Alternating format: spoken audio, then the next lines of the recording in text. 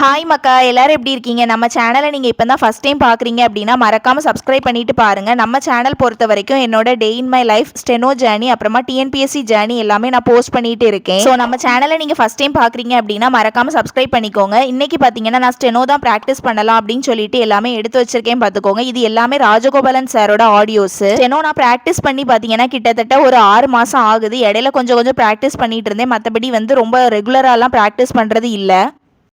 February 2009 நான் உங்ககிட்ட share பண்ண மாதிரி எப்போவுமே பார்த்தீங்கன்னா ஃபெப்ரவரி, அதாவது 2000 இருந்து தான் நான் வந்து ப்ராக்டிஸ் பண்ண ஆரம்பிப்பேன். ஸோ 200 வேர்ட்ஸ் பெர் மினிட்டையுமே வந்து ஃபெப்ரவரி 2009 தான் ஸ்டார்ட் பண்ண போகிறேன் பார்த்துக்கோங்க.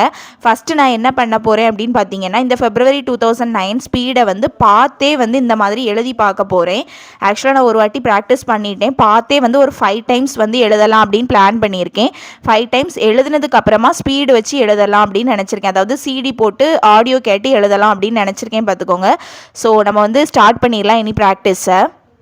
ஃபஸ்ட்டு வந்து பென்சிலை ஷார்ப் பண்ணிடலாம். இந்த பாக்ஸையும் இவ்வளோ டேமேஜாக இருக்குதுன்னு நினைப்பீங்க. ஆக்சுவலாக டேமேஜாக இருக்கிறதுனால தான் இந்த பாக்ஸை நான் வந்து யூஸ் பண்ணிக்கிட்டு இருக்கேன், பென்சிலை ஷார்ப் பண்ணி வைக்கிறதுக்காக. ஏன்னா சும்மா சும்மா நம்ம வந்து எலும்பி போயிட்டு இருக்க முடியாது பார்த்தீங்களா. இந்த பாக்ஸ்லேயே ஷார்ப் பண்ணி நான் வந்து வச்சுருவேன் எல்லாத்தையுமே, எல்லா வேஸ்ட்டையும்.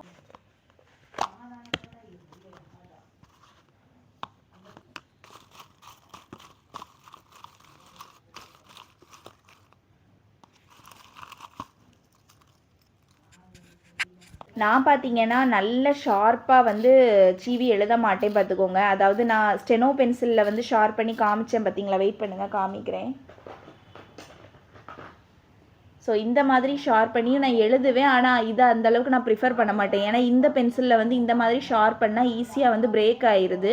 ஸோ இந்த பென்சிலில் வந்து நான் இந்த மாதிரி ஷார்ப் பண்ணி எழுத மாட்டேன் பார்த்துக்கோங்க. ஒருவேளை நான் ஸ்டெனோ பென்சில் வச்சு எழுதுறதா இருந்தால் இந்த மாதிரி ஷார்ப் பண்ணி எழுதுவேன். இந்த பென்சில் வந்து நார்மலாக வந்து ரொம்ப கூர்மையாக வச்சு, அதாவது நம்ம நிறைய சீவிட்டே இருக்கிற மாதிரி தான் இருக்கும் பார்த்துக்கோங்க. ஏன்னா டக்குன்னு வந்து அது கரைஞ்சிரும் நம்ம ஒரு ஸ்பீடு எழுதும் போதே.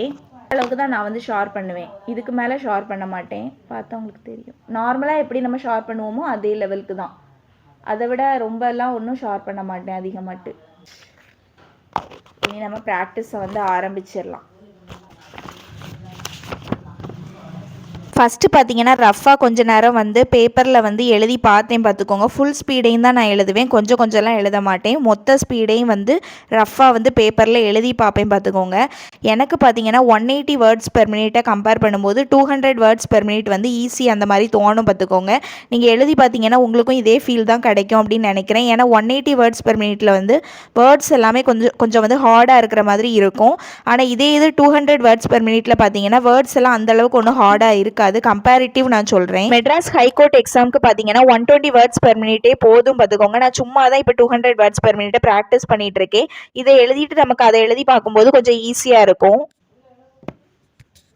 இப்படியே பார்த்தீங்கன்னா நான் பார்த்து வந்து ஒரு 5 டைம்ஸ் ப்ராக்டிஸ் பண்ண போகிறேன். பார்த்து வந்து ஒரு 5 டைம்ஸ் வந்து ப்ராக்டிஸ் பண்ணினதுக்கப்புறமா ஆடியோ ப்ளே பண்ணி எழுதலாம் அப்படின்னு இருக்கேன். ஸோ நான் ப்ராக்டிஸ் பண்ணிவிட்டு வீடியோவை வந்து கண்டினியூ பண்ணுறேன்.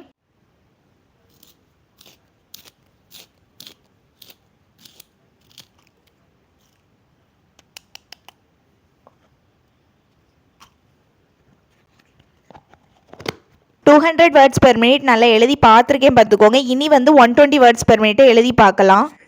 January 2000, dictation by R. Rajagopalan at 120 words per minute.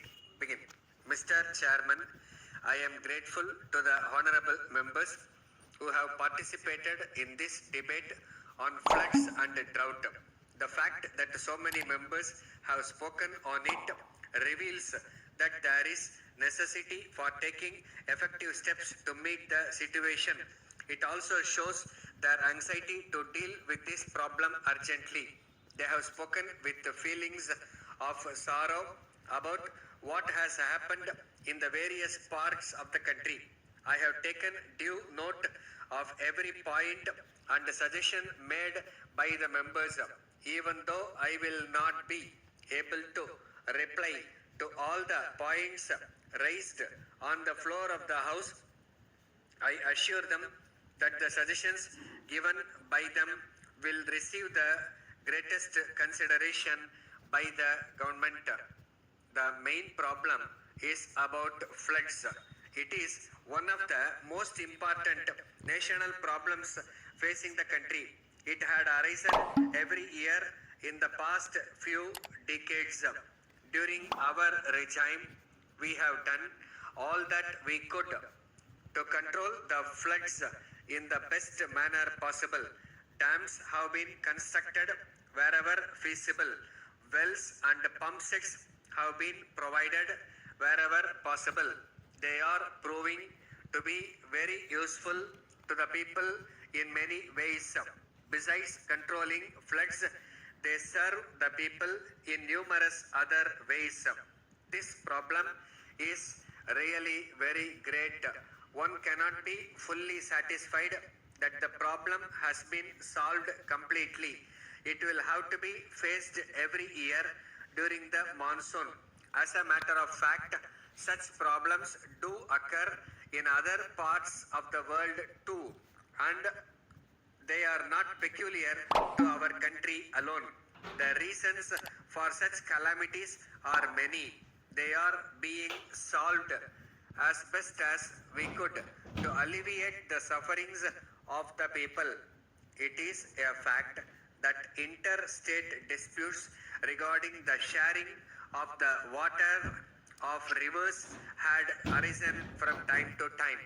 These are being solved to the best of our ability. Due to many reasons, it has not been possible to solve them to the fullest satisfaction of everyone concerned. This year, the floods have caused considerable damage in many parts of the country, mainly in Orissa and Andhra Pradesh. The damage caused has been very great indeed. The respective state governments have been doing all that they could to provide relief to the affected people. The central government has also been making necessary funds available to meet the situation. The Navy authorities have also been requested to provide necessary assistance in rescuing the men and women and children caught in the marooned areas. A large extent of cultivable land is reported to have been greatly damaged by the floods. Steps are being taken to reclaim these lands as quickly as possible.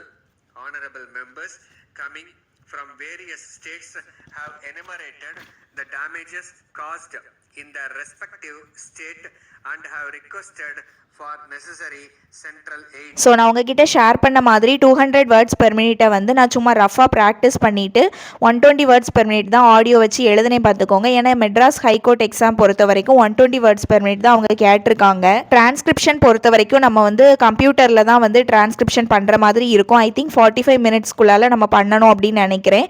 So நம்ம நாளைக்கு எவ்வளோ speed practice பண்ணுவீங்க அப்படின்னு கேட்டிருந்தீங்க. ஆக்சுவலாக நான் இன்னிலேருந்து தான் ப்ராக்டிஸே ஆரம்பிக்கிறேன் ஒரு 6 மாதத்துக்கு அப்புறமா. ஸோ கொஞ்சம் கொஞ்சமாக இனி ப்ராக்டிஸாக ஆரம்பிச்சிட வேண்டியதான்.